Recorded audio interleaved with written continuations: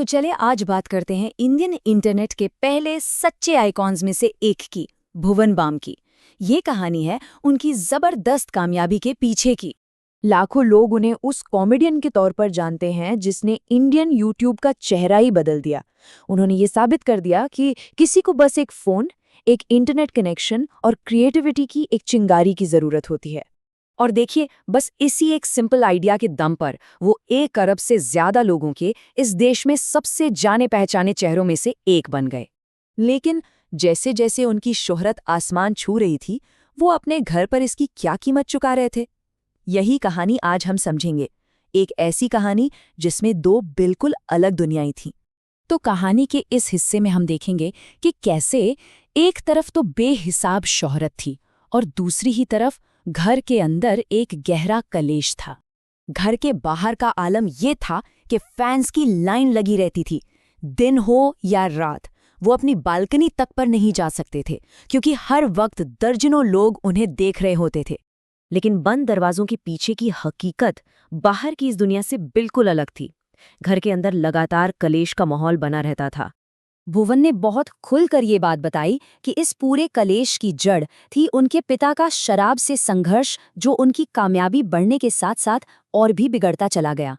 यहाँ एक बहुत ही मुश्किल सिचुएशन दिखती है, एक ऐसा बैलेंस बनाने की कोशिश जहाँ वो बिगड़ते माहौल को शांत करने के लिए खुद ही उस चीज को लाने की पेशकश कर रहे थे जो उस माहौल की असल वजह थी। मतलब सोचिए, 5 साल तक वो ऊपर अपने कमरे में वायरल कॉमेडी वीडियोस बना रहे थे और ठीक उसी वक्त नीचे घर में एक अलग ही संकट चल रहा था। उनके कई सबसे मजेदार वीडियोस असल में घर के इसी तनाव से बचने का एक रास्ता थे। तो सवाल ये है कि इतने मुश्किल दौर में ऐसी कौन सी चीज थी जिसने उन्हें संभाले रखा? खैर, इसका जवाब उन रिश्तों में छिपा है जो जिंदगी भर उनके साथ रहे। इस टाइमलाइन से उनके सपोर्ट सिस्टम की नींव बिल्कुल साफ नजर आती है। 4th क्लास में उन्हें अपना पार्टनर मिला। स्कूल में 5 दोस्तों का एक ऐसा ग्रुप बना जो आज तक साथ हैं। और फिर बाद में एक फैमिली क्राइसिस के बाद अपने बड़े भाई के साथ उनका रिश्ता और मजबूत हो गया। उन्होंने अपने दोस्तों से कभी भी घर की परेशानियों के बारे में बात नहीं की, लेकिन दोस्तों का बस साथ होना ही उनके लिए नॉर्मल महसूस करने का एक बहुत बड़ा जरिया था। सिर्फ उनकी पार्टनर ही वो एक इंसान थी जिनसे वो अपने दिल की हर बात कह सकते थे।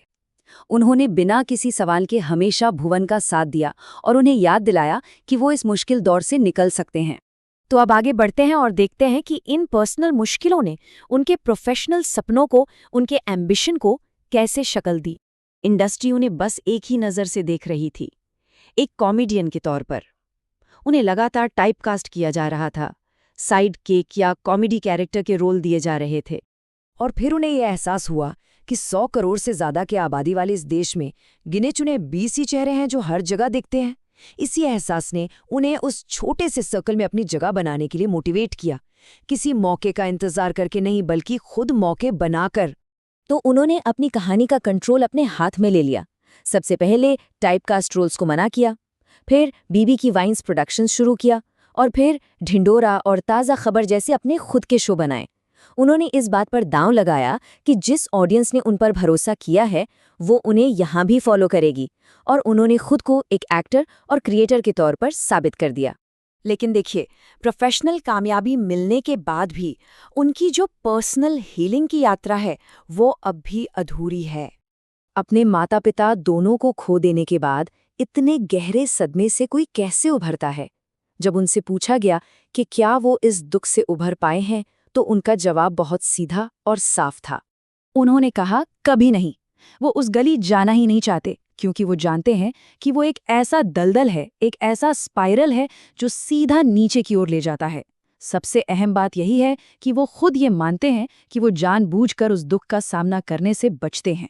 तो वो काम पर फोकस करना चुनते हैं और उनके आसपास एक ऐसा सपोर्ट सिस्टम है जो उनकी इस हालत को समझता है और उन पर कोई दबाव नहीं डालता। असल में यही उनका इस दुख से लड़ने का तरीका है, उस दलदल में गिरने से बचने के लिए बस लगातार आगे बढ़ते रहना। भुवन बाम की कहानी सिर्फ एक इंटरनेट आइकॉन की कहानी नहीं है। ये कहानी है मुश्किलों से लड़ने की हिम्मत की, रिश्तों की अटूट ताकत की और हीलिंग के उस सफ़र की जो शायद अभी पूरा नहीं हुआ है।